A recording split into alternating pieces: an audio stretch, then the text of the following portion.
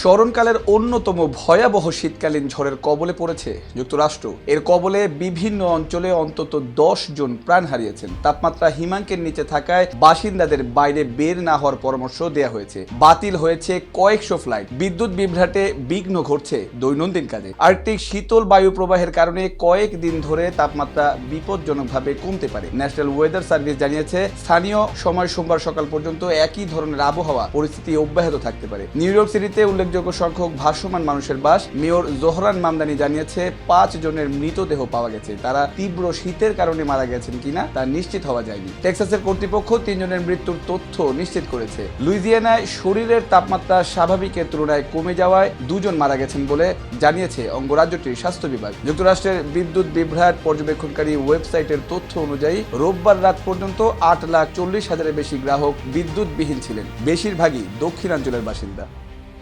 ইকরামুল স্বাধীন, news 21 international desk.